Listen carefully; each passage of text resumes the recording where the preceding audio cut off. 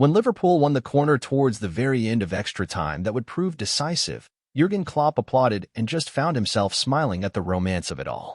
Depleted by a host of injuries and collecting more here, other players running on fumes, the manager had introduced a clutch of untested youngsters. But here his team were, fighting until the last breath. It was Liverpool who found the purpose and clarity in the extra period. Klopp's scriptwriter had something left, the detail to ignite his quest to collect 4 more trophies before he rides off into the sunset at the end of the season. The substitute Kostas Tsimikas swung over the kick, and there was Virgil van Dijk, stealing away from Axel Disasi, to glance home with his head. The Liverpool captain had seen a header ruled out on the hour after a lengthy VAR intervention. There would be no denying him or his team on this occasion. Klopp's smile was something now, and the celebrations would be suitably wild upon the full-time whistle, his punches to the Liverpool supporters heavy on emotion. The photographers got the picture they wanted when Klopp and Van Dijk lifted the trophy together, and there was a scene that quickly went viral when Klopp. Every Liverpool player and every member of staff draped arms around each other and swayed in one line to the strains of You'll Never Walk Alone. The other half of the stadium had long since emptied. It was Mauricio Pochettino who had the red eyes, he and Chelsea the bitter regrets. The Chelsea manager had watched his team recover from a nervous start, and they had the chances to have won it in normal time. After Van Dijk's disallowed header, it was Chelsea who turned the screw. Conor Gallagher did not deserve to be on the losing team, but he was not clinical when he had to be. There would be no triumph to spark the Pochettino era, and he is still seeking his first silverware in English football. Nor was there a first return on the £1 billion transfer spend of the club's Todd Bowley-fronted ownership. The cold truth was that Chelsea disintegrated in extra time. What now for them?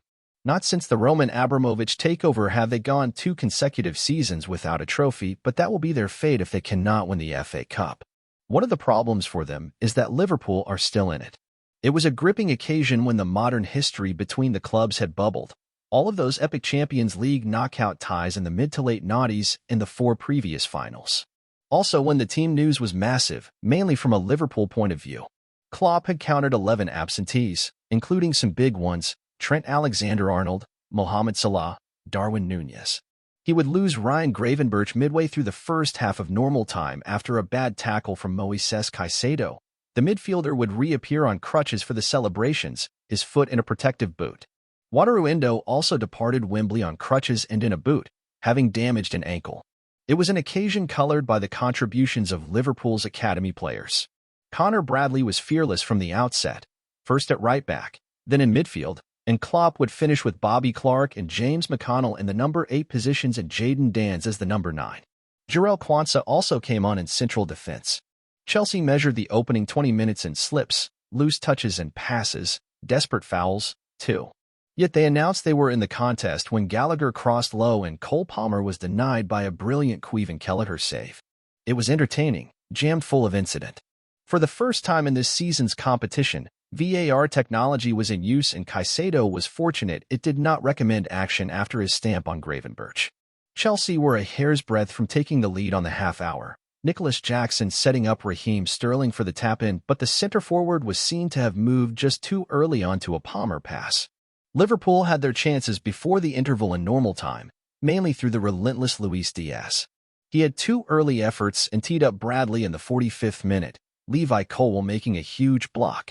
Moments earlier, Cody Gakpo had risen to meet Andy Robertson's cross, but his header struck a post. Chelsea were profligate.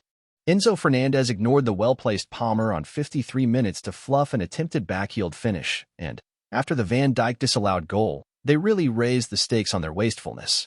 Disasi got himself into a muddle when gloriously placed and Gallagher would touch a Palmer cross onto the far post and blow a one-on-one with Kelleher. There were other moments. Liverpool thought they had broken the deadlock when Van Dijk powered home from Robertson's free kick. The VAR, though, would spot that Endo had blocked off Colwill from an offside position. Colwill had been a part of the marking detail on Van Dijk. Liverpool's resolve in extra time was extraordinary. Danns, with only a few minutes of first-team football before this, almost caught out George Petrovic with a header, and the Chelsea goalkeeper somehow stopped a Harvey Elliott header in the 115th minute. Penalties looked inevitable. Enter Van Dijk.